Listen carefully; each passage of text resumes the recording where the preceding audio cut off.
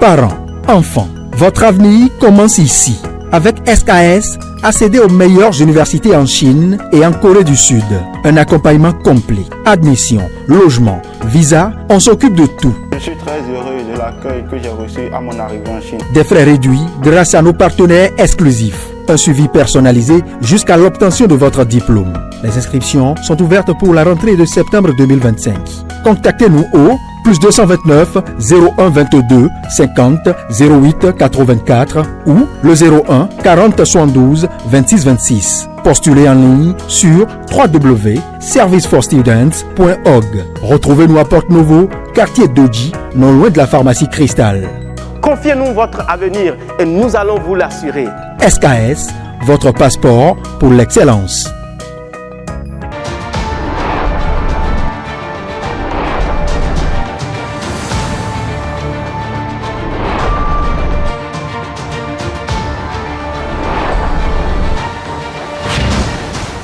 La ministre conseillère à la Santé, Claudine Afiavi-Prudencio, a bouclé sa tournée nationale par les étapes de 3 départements du Nord Bénin.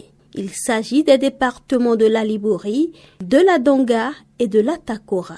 Comme ce fut le cas dans les autres départements du pays, cette étape de la tournée a permis à la ministre conseillère d'apprécier les réalisations au sein des formations sanitaires de cette région du pays. Une démarche stratégique a permis de mener à bien cette mission. La mission a été menée dans une logique de co-construction et de coordination efficiente, en parfaite immersion dans les réalités locales. Chaque étape a été soigneusement préparée en synergie avec les autorités sanitaires départementales, les responsables des formations sanitaires et les relais communautaires. Cette démarche d'intelligence collective à laquelle j'ai pris une part active a permis de garantir une approche rigoureuse, inclusive et conforme à notre exigence de transparence, de redevabilité, d'efficacité. Dans les départements du Nord Bénin, la santé communautaire, une approche ambitieuse du gouvernement pour garantir l'accès des populations aux soins essentiels et lutter contre les inégalités, a porté ses fruits. Les témoignages des relais communautaires sur qui repose ce défi illustrent l'utilité de la réforme. Les premiers actions qu'on avait démarrées, c'était la campagne CPS concernant les enfants de moins de 5 ans. C'est là qu'on a commencé les premiers contacts avec la population. Dans les années antérieures, il y avait beaucoup de gens qui étaient très résistants. Quand ces produits viennent, ils prenaient autre chose, mais nous, après la formation, nous avons acquis beaucoup de connaissances qui nous a permis de les convaincre. Et après cette campagne, nous avons fait, nous continuons toujours pas à faire les visites à domicile. C'est ça qui continue. Et jusqu'à ce qu'on ait aujourd'hui, ces visites à domicile nous permettent d'être en contact chaque fois avec ces populations. Nous passons dans les ménages, au moins une fois dans la semaine, dans chaque ménage, pour discuter avec eux. Et quand il y a des problèmes, ils les soulèvent. Et s'il y a lieu de référer des cas, on appelle d'abord la SQ, ce qu'ils nous ont demandé de faire avant de les référer vers le centre de santé. Et on leur donne aussi l'importance de la fréquentation des centres de santé. Nous avons des boîtes à images qui nous permettent d'organiser des causeries éducatives, que ce soit en dehors du centre et dans le centre. Les activités avec la communauté au début c'était un peu compliqué, mais avec le temps, la population a su comprendre l'importance des relais communautaires sur leur santé. On les demande à ce qu'ils amènent les enfants à l'hôpital en cas de maladie grave. Nous essayons de les faire comprendre que les enfants ont besoin de beaucoup de protection, c'est-à-dire de façon sanitaire. La fois dernière, oui, j'ai fait un cas particulier, c'est-à-dire j'ai été à un ménage où j'ai retrouvé un enfant très malade. Un enfant très malade que les parents essaient avec les produits traditionnels. Et vraiment, la santé, vraiment, ça ne confondait pas avec les trucs traditionnels. Donc, je les ai conseillé de faire recours à la médecine moderne. Donc, chose faite, je pense que ces derniers temps, j'ai revu l'enfant qui était malade, vraiment. Je pense qu'il y a eu beaucoup d'améliorations. L'enfant se porte très bien maintenant. Au début, c'était un peu compliqué avec la population et l'accueil était vraiment très compliqué. Mais avec le temps, la population a su comprendre l'importance. Donc maintenant, il n'y a plus de difficultés avec la population concernant ces contacts. Comme sensibilisation, on leur dit par exemple aux femmes enceintes de commencer les consultations prénatales et après l'accouchement d'amener les enfants pour la vaccination. Les populations ont, avec le temps, ils ont changé leur comportement. Il y a les personnes qui ne connaissaient pas l'importance de venir à l'hôpital à cause des produits traditionnels. Mais avec nous, nos aides, la population a su qu'aller à l'hôpital est très important pour nous tous. Ce dispositif d'alerte permanent, de prévention et de promotion de la santé au niveau communautaire fait donc ses preuves. Claudine Afiavi-Prudencio reconnaît l'importance de ce maillon du système sanitaire dans l'atteinte des objectifs de développement durable qui prévoient l'éradication des grandes pandémies à l'horizon 2030. Les relais communautaires sont aujourd'hui les sentinelles du système de santé. Leur rôle dans la prévention, l'éducation sanitaire et l'accompagnement de proximité est essentiel. Ils représentent le trait d'union vivant entre les orientations stratégiques du gouvernement et les besoins réels des populations. Leur engagement, leur sens du devoir et leur proximité ont été unanimement salués tout au long de la tournée. Dans la zone sanitaire Gogounou-Kandi-Segbanan, les réformes ont abouti à l'amélioration de l'offre et la qualité des services de santé. Réhabilitation des centres de santé, renforcement du plateau technique, dotation en personnel de santé qualifié et en matériel roulant sont des aspects essentiels de la transformation du système sanitaire de la zone. Le centre de santé d'arrondissement de Sori a été la première escale de la délégation de la ministre conseillère. Depuis 2021, le centre est médicalisé, il y a un médecin qui est de service et qui permet à la population d'entrer en contact avec le médecin à chaque fois qu'ils viennent ici afin de trouver des solutions à leurs problèmes de santé. C'est un atout du gouvernement. Il faut aussi dire qu'en 2021, aussi, il y a des sages-femmes qui ont été envoyées à Sori pour améliorer nos performances. Au dispensaire aussi, des infirmiers sont venus. Tout récemment, nous en avons encore reçu un IAS, infirmier diplômé d'État, dans le cadre du projet Combler les écarts. L'échographie, par le passé, on n'en avait pas, mais le centre en a bénéficié, ce qui permet de satisfaire les femmes enceintes. Il y a aussi l'ambulance qu'il ne faut pas oublier. La commune en a reçu 3, dont une positionnée au centre de santé d'arrondissement de Sori, qui permet d'évacuer les malades en urgence vers l'hôpital de référence de Kandi. L'hôpital de zone de Kandi dispose désormais d'un appareil d'hémostase primaire qui permet d'avoir des bilans de coagulabilité. Grâce aux réformes, le centre est doté d'une unité d'imagerie et de radiologie, puis d'un groupe électrogène automatique de 500 kVA.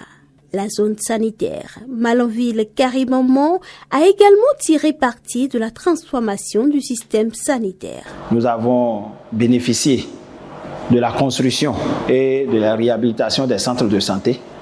En l'occurrence, nous avons le centre de santé de Karigi au niveau de Karimama, le centre de santé de Mama Siguruma, le centre de santé de Mossé, actuellement même la réfection est encore en cours, le centre de santé de Kompa également.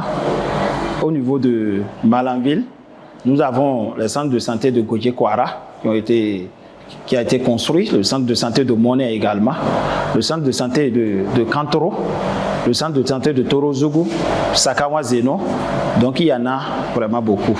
Donc réfectionnés et également équipés. Entre-temps, à Karimama, on avait 5 formations sanitaires avant les réformes. Aujourd'hui, on en a 8. Également au niveau de l'hôpital de zone de Malanville, Karimama, nous avons bénéficié de la construction d'une unité de néonatologie. En termes de ressources humaines, on n'avait qu'un seul spécialiste au niveau de l'hôpital de zone et c'était le gynécologue. Aujourd'hui, nous avons 3 spécialistes. Le gynécologue qui est là, nous avons un pédiatre, une chirurgienne. Au centre hospitalier départemental de la Donga, le renforcement de la fonctionnalité du bloc opératoire avec des équipements de dernière génération frappe à l'œil. Le centre a également bénéficié d'autres équipements tels que des échographes et une radiographie mobile ainsi que du personnel qualifié. Nous avons reçu tant de lits, que ce soit les lits des urgences ou des lits médicalisés.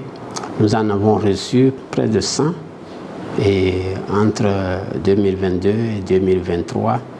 Et les lits qui sont vraiment des lits manipulables pour les patients qui sont dans des situations aussi critiques. Par rapport au personnel, ces derniers temps, nous en avons eu beaucoup.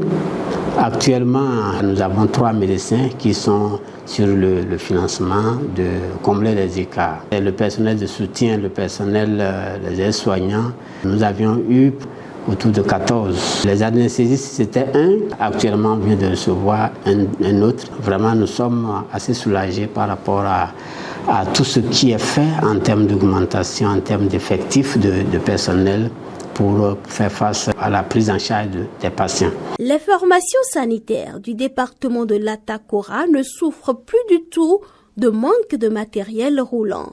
Plusieurs ambulances ont été mises à leur disposition pour faciliter le système de référence et de contre-référence. Nous avons eu dans la stratégie de réduction de la mortalité et de l'amélioration de la lutte contre la référence, nous avons eu récemment 15 ambulances dans chacune des communes de l'Atakora et des hôpitaux de l'Atakora. Cette dotation par le gouvernement a permis d'améliorer l'accès des femmes et des enfants et de la population en général aux soins en quittant d'un point A à un autre point B, surtout vers les centres de référence. À Natitengu, c'est un laboratoire de type P3 qui est construit et entièrement équipé pour la gestion des fièvres hémorragiques virales de plus en plus fréquentes dans le département de l'Atakora. Nous avons de plus en plus des cas de fièvre hémorragique virale dans le département de l'Atakora. Nous avons bénéficié d'un appui pour avoir un laboratoire P3. Il est entièrement équipé. Ça nous permet d'améliorer la célérité dans les bilans parce qu'aujourd'hui, au lieu d'envoyer les prélèvements à Cotonou ou à Parakou, ici nous pouvons techniquer pour avoir les résultats en un temps record et de prendre donc la décision. On améliore la célérité dans le diagnostic, on améliore la qualité du diagnostic et d'emblée on fait un suivi beaucoup plus équitable parce qu'avec les bilans au fur et à mesure à tout moment, ça nous permet de savoir ce qu'on a. La bonne nouvelle, c'est que cette année nous avons enregistré 3 cas de fièvre hémorragique à virus Lassa qu'on a soigné à 100% avec succès. À toutes les étapes de la tournée, les autorités sanitaires ont porté à la connaissance de la ministre conseillère leurs desiderata, tout en reconnaissant et en saluant les efforts du gouvernement dans le secteur. Ces autorités disent avoir encore la main tendue pour tout ce que l'exécutif voudra bien mettre à leur disposition à certains endroits spécifiques pour une prise en charge plus efficiente des patients. Les doléances ont notamment porté sur l'achèvement de certains chantiers, le renforcement des ressources humaines spécialisées et l'optimisation de la logistique, notamment en matière énergétique. Ces préoccupations déjà identifiées par le ministère sectoriel sont traitées avec la plus grande attention car elles permettront de renforcer l'efficacité, la résilience et la durabilité de notre système de santé. La ministre conseillère se veut rassurante quant à la prise en compte des préoccupations tant des populations que des autorités sanitaires. Je tiens à rassurer nos compatriotes. Tout ce qui a été vu, entendu et enregistré au cours de cette tournée sera pris en compte par le gouvernement de notre pays avec le sérieux, le sens de l'État et la loyauté envers les engagements du chef de l'État qui caractérisent sa gouvernance. Le gouvernement actuel ne fait pas de promesses sans lendemain. Ce qui est en cours dans le secteur de la santé est une œuvre réelle, structurante et profondément humaine.